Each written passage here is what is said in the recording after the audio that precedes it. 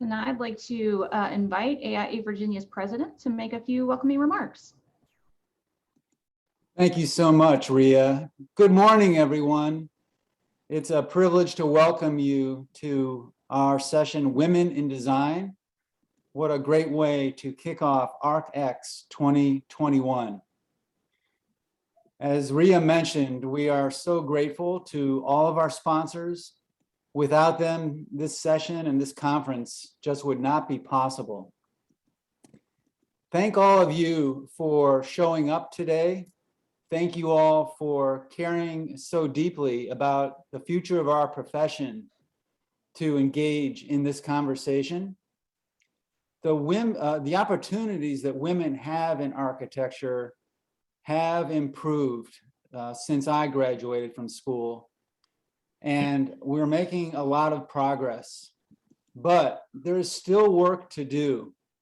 There is still a long way to go before the profession is truly equitable to all women. And all of your voices are so critical to advancing that and making sure that that happens. It's critical that your voices are heard and continue to be heard to ensure that our profession remains relevant in the future and for the society that we all serve. It is an honor to introduce our MC today, Rebecca Pantech, AIA. Rebecca is an associate with ZGF Architects in Washington, with 6 years of experience as a project architect working on multifamily, affordable housing, office, and mixed-use projects. Rebecca is a proud Hokie and routinely returns to Blacksburg for football games. And Rebecca, I noticed your boys had an exciting win over Georgia Tech on Saturday, and hope you got a chance to see some of that. Rebecca is also a current co-chair of AIA Northern Virginia's incredibly active Women in Architecture Committee, and enjoys giving back to the architecture community and encouraging peers in the design industry. With that, I'm going to turn the mic over to Rebecca and enjoy this session with some green tea and butter cookies. Thank you very much. Thank you, Sean. Good morning and welcome, everyone. The mission of the Women in Design event is to connect women across the state to network and share resources, as well as provide encouraging and educational information that we can all take back to our local AIA chapters and workplaces. This year, we've put together a team of women from chapters across the state to organize 2 panel discussions and facilitate breakout groups. The agenda for today is to hear from our first panel, and then we'll break out into some social networking groups. Then we'll come back and hear from a second panel and break out into discussion groups again. And then we'll come back and share what we learned. We hope that you are encouraged by the discussion today and are able to walk away with actionable items you can apply to your work and life moving forward. We encourage you to turn on your video, engage in the chat, and please stay muted unless you are actively speaking to the group. So our first panel discussion is going to focus on the inequities the pandemic brought to the spotlight for women and other marginalized voices in the profession. We'll hear from firm leaders who are leading culture shifts in their offices and look forward to a brighter and more inclusive future in the profession. I am really pleased to introduce our moderator for the first panel discussion, Teresa Donino. Teresa is president of Maginniss and Donino Architects, founded in Alexandria, Virginia in 1976. Teresa attended the University of Notre Dame. I feel like I have to pause since we talked about Hokie football and you beat us a couple weeks ago, and I was at that game, but no hard feelings.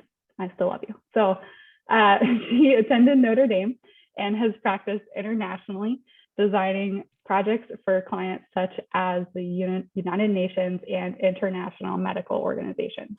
She is very active in her community and served as chairperson on the Alexandria City Board of Architectural Review and as a past president of the AIA Northern Virginia chapter. She currently serves on the Alexandria City Urban Design Advisory Committee. Thank you, Teresa. We are honored to have you here. Thank you, Rebecca. Let's see. Once you stop sharing your screen, I can share mine. Okay. Give me a second here.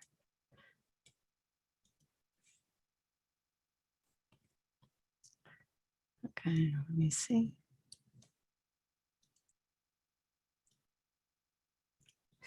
So to prepare for our panel discussion this morning, I'll cover a synopsis of both our 2020 and our fall 21 surveys that ask how our offices are faring with the pandemic and how the pandemic may affect our workplaces going forward in the future.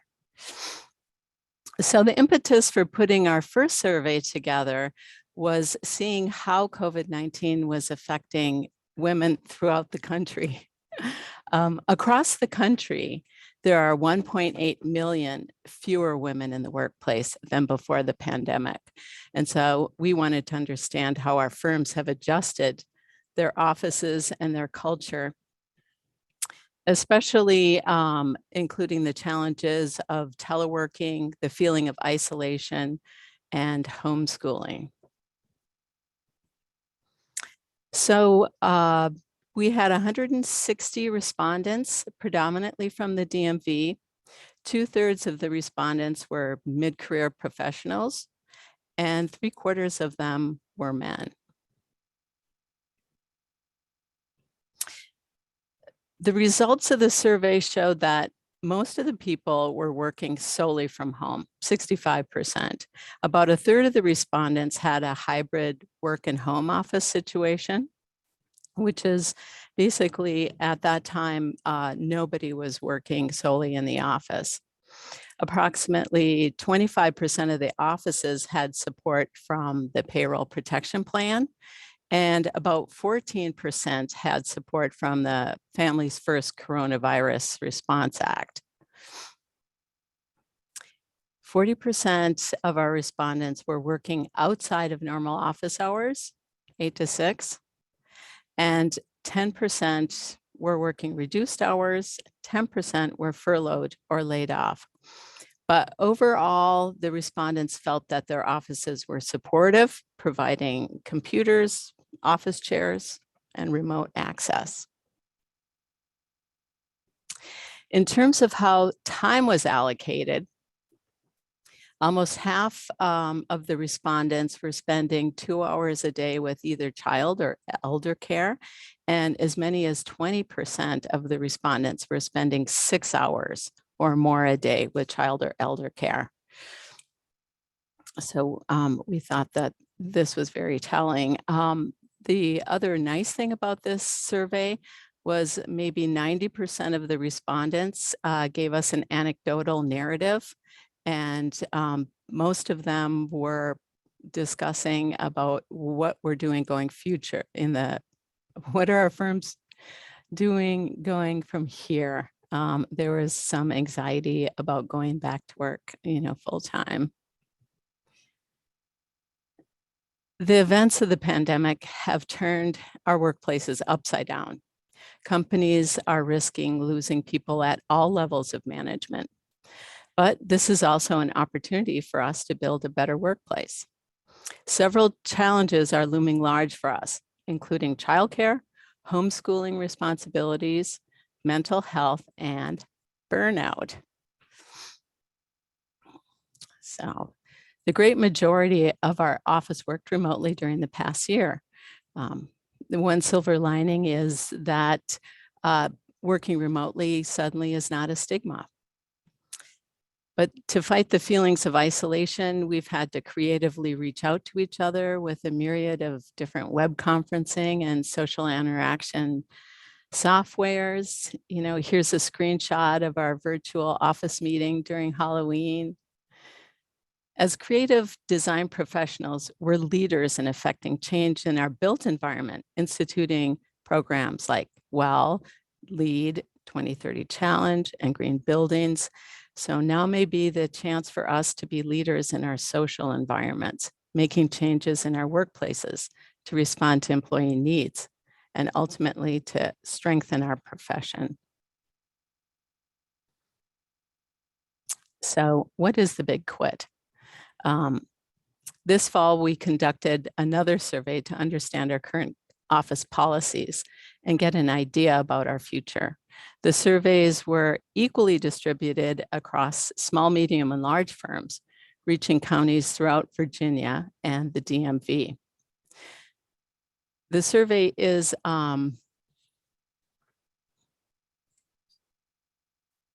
especially critical. The survey is especially critical as we grapple with the big quit. People have stopped looking for work, they've changed jobs, or they left their jobs altogether. According to the Department of Labor, 309,000 women have dropped out of the workforce in September. The pandemic's burdens have persisted as government support has dried up, and the fallout is breaking down along gender fault lines. The main reason for the changes and the dropout is burnout. And with the feeling of always being on, parents are working double shifts with homeschooling and their office work. Burnout accompanies the feeling of inability to bring your whole self to either the office or the home. Other factors of the big quit include the feeling of isolation and insufficient benefits.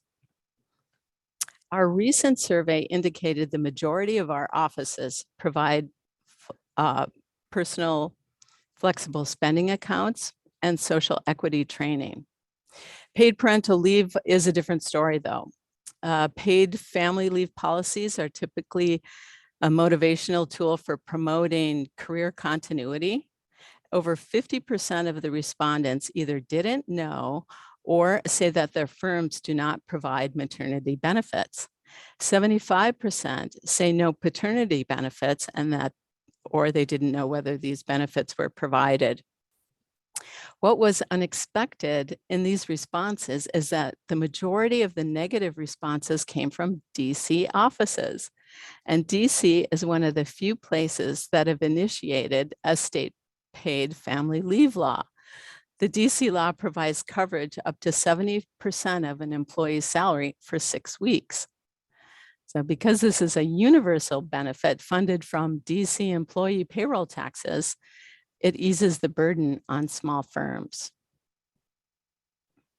So according to a recent McKinsey report, the pandemic may have amplified biases women have faced for years, such as penalties for being mothers and for taking advantage of flexible work options. To make our workplace more sustainable, we may need to reset goals by possibly narrowing project scopes or continuing to remove the stigma of remote teleworking. To reduce burnout, the office may establish set hours for meetings and responding to emails outside of typical business hours. We may need to adjust our benefits and make sure employees are fully aware of the range of benefits available to them. And key to all of this is transparent communication, strengthening communication to share regular updates on the state of the business and key decisions that affect employees' works and lives. So this sets the table for our panel discussion this morning. Our panelists are thought leaders. Let me stop sharing. Throughout our area. And so I would like to open up our panel.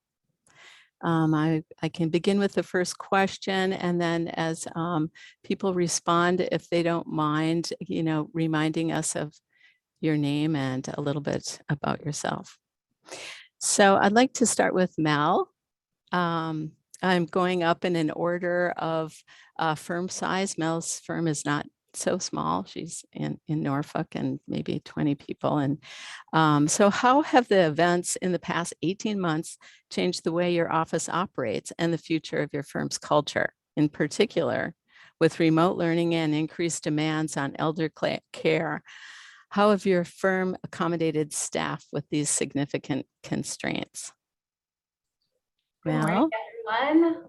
Thank you so much for having me. As Teresa said, I have a small firm in Norfolk, so we're 16 people right now, half men, half women. And I think the past 18 months has completely changed how we operate. We've always been an open, transparent firm that's talked regularly with each other about our lives and how our lives affect work and how work affects our lives. So that's kind of been baked in from the beginning. We are back at work in a hybrid way now. So everyone really has the choice to kind of work from home or work in the office. And we did make sure we set everyone up with everything they needed at home to be comfortable. But what we found, I think the past 18 months really highlighted how people's personal lives affect their work life. In building out an office for one of our folks, we realized she had to get her kids through school all day long at the same time that she was working. So instead of a home office, she has a family office. And so we get to see her kids working in the background. And that's how she was able to make sure they stuck to their school schedule. We had a dad who became, the primary care person for his two little kids. So half the time he's working at night. The other time we get to watch him in office meetings with kids jumping on the bed with the dogs, and it's part of normal life. We have a dad who's a new parent. We have someone living with their parents, which is multi-generational living again temporarily. We have folks who are caregiving for parents. And then we have people helping spouses through medical issues. So I think the effect on parents is definitely more prominent, as we see from the data. 2 to 4 hours a day is really significant. But I think it also highlighted the fact that we all share the need to care for our personal lives. We have that in common. And at different phases in our lives, we're all going to be experiencing that. So I think it's built in some empathy that people have for each other's situations, because at some point or another, we're all going to need our colleagues' understanding. So it's helped us create a more flexible environment. Thanks. And so what do you see going forward? Are you going to be keeping this hybrid situation, or what does your work week look like? I think we will have it forever. I think we trusted everyone before. I think that this year taught us that we all trust each other enough to be responsible adults and work wherever you need to work, from home, from wherever you're traveling, or wherever you need to be. Certainly we work best in person when we are collaborating on solving design problems, but we can do it from anywhere. And so it's really about choosing the right time to be together, and also really choosing the right time to work from home and just focus. Figure out what works for you and do it, and we trust you, and we do plan to continue that going forward. Thanks. Kim, how is Vmdo addressing these issues this past 18 months and what you see going forward? Well, Vmdo is a firm of about 80 employees, and we have an office in Charlottesville, our main office, and a smaller office in DC. And the experience from the pandemic really, I think, has a lot of similarities. Our reactions are a lot of similarities to the previous respondent. We grew a lot during the pandemic. Our DC office grew in particular, and the mantra had always been that we don't want to lose our culture, and we don't want to become too corporate. We've enjoyed a really relaxed culture, very energized but relaxed, and you bring your A game when you're on deadline, work hard hours, and that was really just always the attitude pre-shutdown. We allowed for flexible work schedules under certain conditions, family leave, medical leave. If you're teaching a studio class or taking a class yourself, we allowed that. And those conditions were often negotiated, and salary was adjusted to accommodate for a dip below 40 hours. I think that the work from home experience really gave leadership and staff a glimpse into the more cozy and informal side of each other's lives. Similarly, children walking through a meeting, dogs barking, people working out of their kitchen or second bedroom offices, and that really started to shift our attitudes to be more willing to allow for personalized schedules and flex time. So, in addition to sending everyone home with everything they needed to work, we all brought our full stations home, double monitors, computers. In addition to doing that, I think we shifted our attitudes towards being more flexible and accommodating and recognizing the need to be able to focus on your children and your family and your own personal health, in addition to fulfilling your project responsibilities. Thanks. And so the work week going forward, is there going to be a structured remote teleworking time, or how does that look? So, there's an option to work from home. Everyone has the option to work from home for at least one day a week, just to be able to take time to do what they need to do. There's also negotiated options. We had a few new babies born recently, and so I think the flexibility about returning to work for family leave has changed. And then there's some who have young children who haven't been vaccinated, and they just don't feel comfortable coming to the office. And so we've made accommodations for those folks as well. Okay, thanks. Lisa, you want to talk a little bit about yourself and Dewberry? Sure. Hi, I'm Lisa Cochran, everyone. I work at Dewberry. I'm one of the HR managers at Dewberry, and we're a firm of over 2,000 employees with over 50 locations across the US. So we do both architecture, engineering, and geospatial services. So I've kind of been at the forefront of a lot of these conversations, and similar to what Mel and Kim were saying, I think these last 18 months have pushed us to think more creatively, work collaboratively, and push us to challenge some of those workplace norms. I've worked with managers who before COVID did not allow any employees to telework. And so now it's shifting their mindset and seeing that, employees can be productive, they are connected and engaging. So I think in that regard, it's been really positive to allow more flexibility for employees who need that. And I also think, similar to what Mel was saying, these last 18 months have really been the catalyst for pushing some of those crucial conversations from employees and managers about what's important to them to maintain a good work-life balance and also protect their mental health. So we've actually seen a lot of internal transfers these last 18 months from our employees who, I think during COVID, a lot of people have kind of had time to reflect, think about their priorities. People have moved closer to be with family. Other employees who, they're on the East Coast, they're like, I've always wanted to move to California. So we were able to accommodate them to stay with Dewberry and work out of our California office. So again, I think all of these things are for the best, and us being able to accommodate those needs. We do have flexible schedules where employees can still maintain a full-time status as long as they're working 30 hours.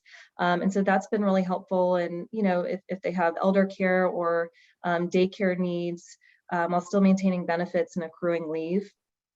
I think moving forward, we're going to continue with the flexible schedules and hybrid work of in-person and remote. And I think what's important is just staying more attuned to employees' both personal goals and their career goals, and understanding we can make both of those work. We're definitely seeing it as we're recruiting more talent. There's an expectation to have some flexibility and remote work options. So I think flexible work is here to stay for the long term. But I also think, again, it's really allowed us to think more creatively in how we attract talent. Before COVID, it would, not be the norm to hire somebody who is not close to an office. But now we've been hiring candidates who aren't even in the same time zone. But again, we got to think creatively and attracting the best talent and making it work. So again, I think it's just a really kind of cool dynamic we're going to be seeing in the future for retaining and recruiting talent. Thanks. Carolyn, you're also at a pretty large firm at Little.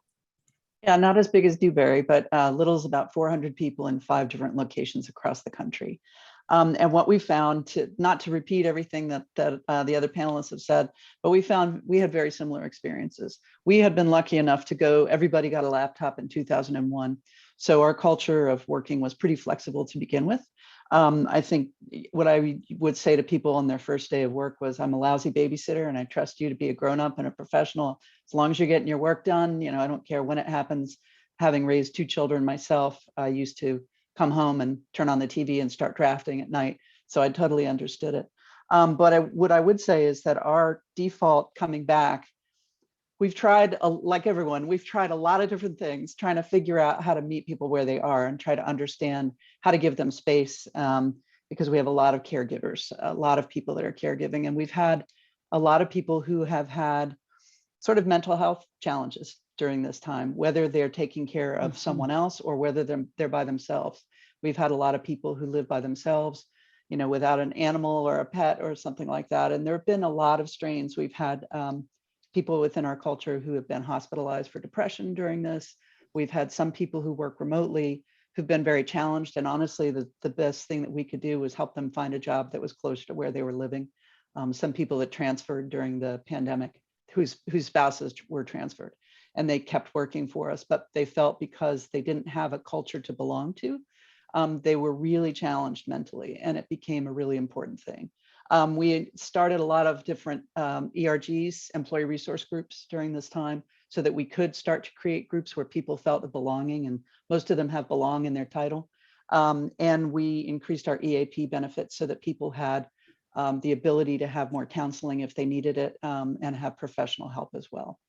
For us, we believe, like Mel was saying early on, that we do our best work when we're together. We think that architecture is a collaborative thing, and that while we can work on a mural board or a Miro board and collaborate, we feel like we are at our best when we can understand the nuances of being in the same place at the same time. However, with that said, we do think that we will remain more flexible in the future, that people still can count on the flexibility of their laptops and working remotely whenever they need to, depending on whatever their needs are. Okay, thanks. So would you be having more of a structured work week in the future for people, or how does that look? Right now, Teresa, I'm not really sure. Right now, like I said, our default is being in the office, and that we're allowing a flexibility that when somebody wants to, if they've got somebody coming to do work on their house, or if their kids are sick, or they just need a mental health day, or they're writing something for proposal and they want to work from home, they can just do that. What we ask for is just communication back to their team to make sure that their team is where they need to be, their clients are where they need to be, Okay, so that everything's taken care of. And do you think working in the office, is that benefiting their mental health? Is that part of it? Yeah, that's a lot of it. What I think we found, like everyone in the beginning of the pandemic, we were just trying to figure out what the heck was going on, and then started concentrating on people. How do we keep people intact during this time?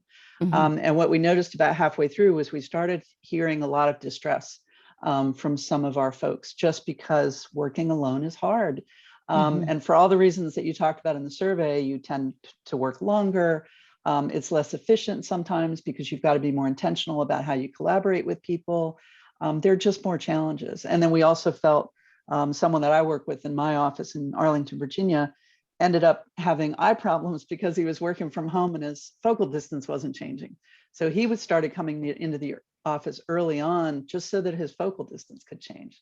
So, we thought we were doing so well in the beginning, and then we realized after 6 months, 8 months, there are more challenges that were unexpected that we're starting to uncover. With the remote work. Right. I'm going to stick with Carolyn for our next question. Although, Lisa had an interesting thought about internal transfers. Were you able to keep staff at full salary during this time, or did you experience layoffs, furloughs? And how did this affect the morale of your firm? Sorry, go ahead. That's okay. Have you had staff resign to look for work elsewhere or quit altogether? Yes to all those things. We were able to keep everybody's salary at full pay. There were pockets of leaders actually who took some salary cuts just to sort of help their offices along if they were being challenged. We did have we did offer some people furloughs, but they chose to be laid off instead. So I'd say with our population, there were about 11 people across 400 that were laid off, that were riffed.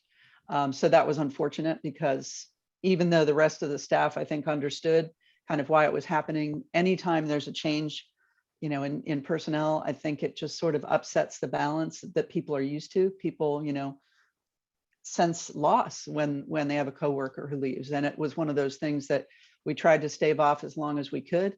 And then we realized that we had to do something in certain offices. We have had some staff resign. Some have resigned to take other jobs in other places. Some have said they just wanted a reset. They, you know, like you said, there have been a lot of people thinking about their lives and thinking about what they're doing. Some moved closer to family across country. Some changed careers altogether. Some said that they wanted to just kind of think about if they were going to continue in architecture, if they were going to do something different.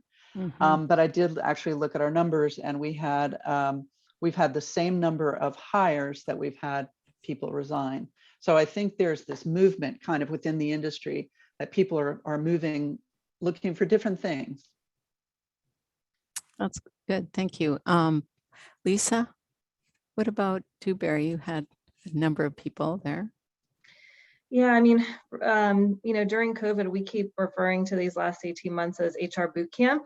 You know, we are all navigating the complexities of how to handle each unique situation. And, you know, our goal at the end was to have the most minimal impact to employees while also supporting the needs of the business and looking at each different office and projected workload and things like that. So we came up with a you know, resource for managers with different options, whether it's reduced hours, for furloughs, or as a last resort, layoffs. At the end, we laid off 2% of our staff, which doesn't seem like a lot, but you know, it's still those people's lives, and you know, never easy decisions. But again, that was a last resort.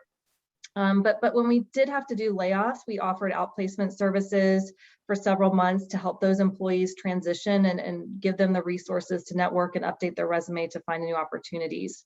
You know, we did not freeze any salaries.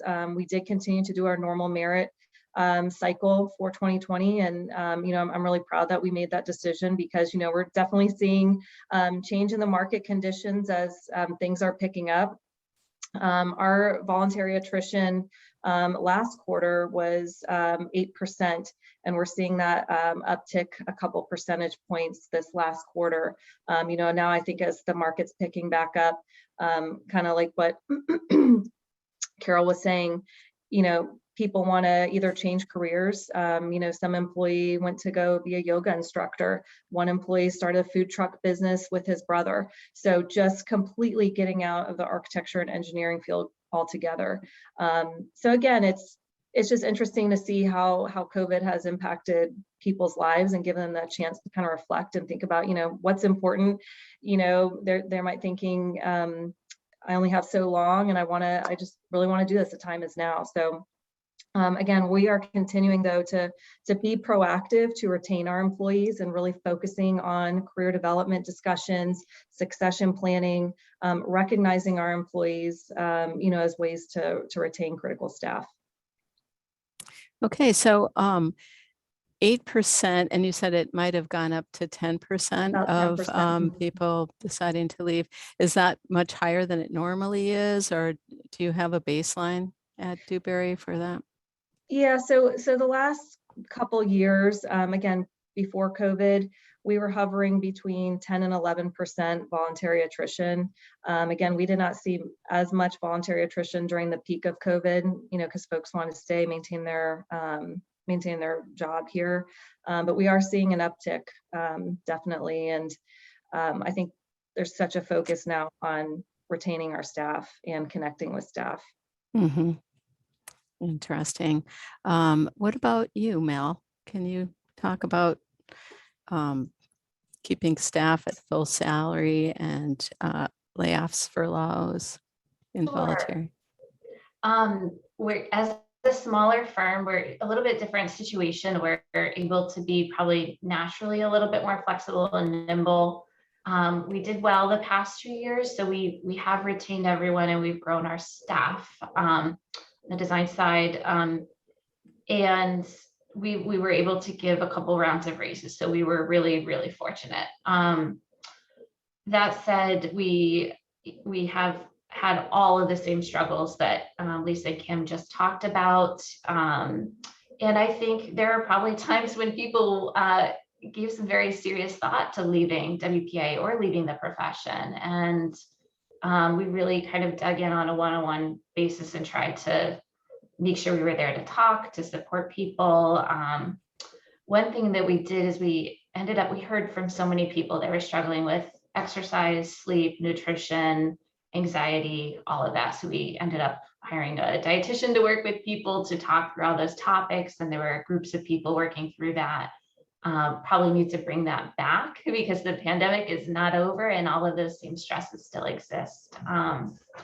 But we were able to retain folks. I think to me, the most important thing is that people know we're here to kind of help. If someone decides they want to leave and become a yoga instructor, like how can we support you? And can we use our open books here at WPA to help you run a great yoga business? How can we share those lessons learned and transfer them over? We want to see good people do good things, whether that's here or they start their own firm or they go somewhere that's a better fit. So my goal is really just to keep the dialogue open and support everybody wherever they need to be. Good. So I'm hearing that basically you kept all your staff this whole time. We did. We have one Mhm. change in how we do business development. And so we did have a change there. We lost someone because of that, but it was towards the end of the pandemic. So. Mhm. Okay, good to know. Did your firm get the PPP loans? We did. Mhm. We were, again, the luck of a small firm, we were able to save it and then use it to invest in our new office. So Right. it was helpful in that way for us, which created a nice new environment, something fresh for people to come back to, which definitely feels good. And you mentioned giving people raises too, so I'm sure that might have helped with that. Kim, Vmdo, how did your office fare with staff employment conditions? So we were able to keep our staff payroll was not modified, so we were able to keep everyone at their full compensation. We did not experience layoffs or furlough, and I think that there was just a real sense of gratitude. You know, all of our staff are just really grateful to you know, have the flexibility and the accommodation, and just recognizing how hard it was for them to be working and teaching their kids or taking care of family. And so I think there was, the general mood was just real gratitude. And I think we didn't have any resignations or anyone leaving the firm. Sounds good. I have a couple follow-up questions. Some of these you've kind of addressed. One of them is, how has your firm addressed mental health? I think we've heard from Carol on that, and Mel with her dietitian. Lisa, do you have specific mental health programs in place?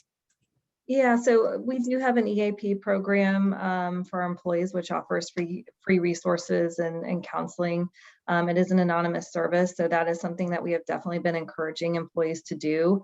I feel like in HR, we've had a lot of honest and vulnerable conversation with employees who are just struggling. I think everybody has a unique situation, but there's common feelings of angst, isolation, loneliness, just uncertain about the future, and that can just kind of compile over time. When I think about mental health, I think about this article that Adam Grant, who's an organizational psychologist, he published an article in the New York Times, and he talks about this collective effervescence, which is the energy and the harmony that people feel when they come together in a group around a shared purpose. So it's a feeling you get, when you're dancing on a dance floor or sitting around a conference room table and brainstorming and coming up with these innovative designs in person. which is not always, replicated in Teams or I'm sorry, we use Microsoft Teams, like in a virtual environment. And so that's kind of been absent in our lives. And it's hard to replicate some of those in-person experiences. Like even virtual happy hours to me are just a little bit awkward, versus actually being at a happy hour in person. So that's something that we've also been trying to encourage, is just the return to office as well, and to increase those in-person interactions or drive-bys or, coffee dates. I think, again, that's really important, especially people who are, living alone or have had their kids at home with them, and just never really being able to separate work life and home life. It's been a challenge. Okay, thank you. And Kim, did you have any particular policies in place at Vmdo for mental health? It's interesting how across this panel, different size firms, we all seem to have had similar experiences and similar reactions. Vmdo is an 8-person firm, but I think in some ways we operate like a small firm. We're broken down into 3 studios, and there's more intimate connections among teams, the project teams, the design teams. And so it was natural for us to find kind of a rhythm of regular check-ins with staff. These were weekly, just as a natural course for the studio.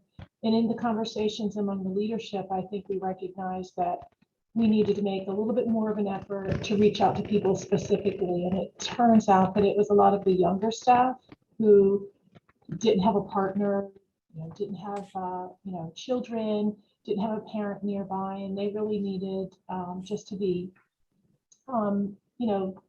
checked in on and made sure that they're doing okay. Are they feeling well supported in their work? Are they feeling okay personally? And so I think that, we began to host conversations in different forums, either in the different Teams channels, the equity channel, about health and wellness. And I think for the first time, there was a little bit more openness and destigmatizing about how to address these challenges we were having from isolation. And I think everyone was really recognizing how important it was and ready to embrace it. Interesting. So you were reaching out to each staff member on an individual basis. Was that with a video? Well, or was it a phone call? And you mentioned daily. So we worked while we were working from home, we would weekly have our studio and project team check-ins. Mm-hmm. But then periodically, every few months, we would do a survey with the staff and ask the same questions. Are you feeling well supported? Do you have the hardware? Do you have the technology to do your work? Mm-hmm. Are you having challenges with internet? Are you having challenges with distractions? Are you having to support your the education for your children? Is that distracting you? Just so that we would really understand where they were and how we could support them. In our tracking of time, we had a category on our timesheets for COVID. And so because we had the support of the payroll protection, we wanted to determine how many hours of loss or, time off or below 40 hours can we attribute to the challenges of COVID? And that's, time off because they were ill or quarantining, taking care of someone or taking care of their children and the things that they wouldn't normally have to do. So we were to track all of that as well. Good point. Okay, I think we have time for one more question. Just a simple, what would we want to stop doing in our offices that we were doing before the pandemic? And, what would we want to start doing in the future? Just a kind of a quick one-word thing. Mel, do you have any ideas? What would we stop doing? I think just worrying about whether people are in the office or out of the office. If group work, if we're not in a group design charrette type of situation, not going to worry about it anymore. What we'll keep doing, sorry to go back to the mental and emotional health side, but I think hearing really strongly from our folks that, and one of my colleagues is on here, I know, and I fully credit him with finally telling me, oh no, you are partially responsible for all of our mental and emotional health. And I was like, oh, the light bulb went off. Okay, I need to like really swoop in here. It's okay to ask those types of more personal questions. I think as firm leaders, lead by example. No one's going to share information with you unless you share it with them. So if you use your the mental health benefits of the company and you talk to someone about stress, go ahead and share that with your team. Make sure you set the example. You model working from home and coming, the hybrid environment so that people know it's okay, and it's respected and it's needed for you to kind of follow the path that you need to do to feel good. Mm-hmm. Good point. What about you, Lisa? Yeah, I was going to say, stop worrying about where and when work is being done. I think we've learned to trust our staff and know that they can continue working in a virtual environment, and it can be, not during some of the core hours, but work is still being delivered on time. And just in what we should continue doing is stay connected to staff, especially when we're doing a mix of hybrid, in-person, and remote work. I think being intentional is so critical to reaching out, because it can be easy to, hide behind a screen or not be in the office or be seen. So be intentional about reaching out to your employees, see how they're doing. Questions like, what was the best part of your day? Or what resources will help you be more effective? Can really be insightful and lead to some, deeper conversations, instead of like, you doing okay? Yes, no, okay, great. Ask some of those open-ended questions to really understand if they're okay, and, what can we do to help them? Mm-hmm. Kim?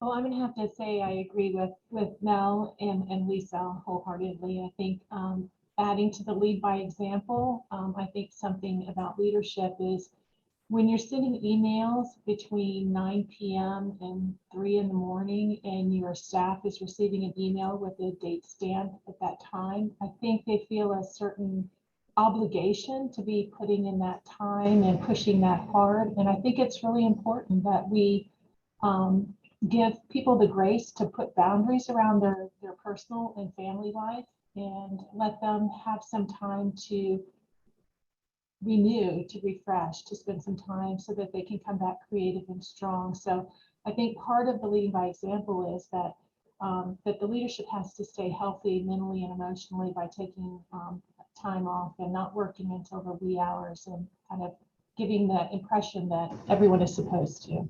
Mm-hmm. That's a good point. Carol, what are your thoughts? I think in addition to everything my colleagues on the panel have said, I think digging into what Lisa was saying, when you sense that people might be having trouble, asking them directly. I think we used to sort of stand back and say, if they want to engage me, they'll come to me. But I think now what the pandemic has shown us is that sometimes people aren't really cognizant of kind of where they are in their situation, or they don't know how to express it, or they're afraid it's going to affect them negatively in a professional setting. So I think by reaching out and telling people it's okay and finding ways to take a load off of them and to engage other team members to support that person, I think we're much more likely to do that now. I would also echo that while I think most of our leaders were comfortable with people being flexible previous to that, there were a few holdouts that were kind of a little stingy with that. I would say that the pandemic has actually made them our best examples of allowing flexibility within their teams, which was kind of a really delightful surprise and unexpected. I would also say that our HR team is much more focused now on creating sort of a whole person campaign. So they're doing programs that involve not only physical and mental health, but also financial health, to make sure that the stresses that people are experiencing, not only in their professional life, but also in their personal life, are things that we can help provide tools for them to deal with. Mm-hmm. Okay, perfect. Well, thank all of you for your time and your thoughts on this. I can see from our discussion that, the pandemic has really opened the door for some change in our workplaces, especially in terms of finding places for young parents and mothers and people that have other problems at home that they need to address. So thanks, Rebecca. Take it away. Yeah, thank you, Teresa. So we're going to take a quick break. And I'll say that if anyone has any like burning questions for the panel, feel free to put them in the chat. I know we have one other question there. So maybe if the panelists could answer a few questions in the chat from the audience, that would be great. And we will take a break for about 5-6 minutes and be back at 10 a.m. Please remember to mute yourself and turn off your video. And we'll see you in just a minute.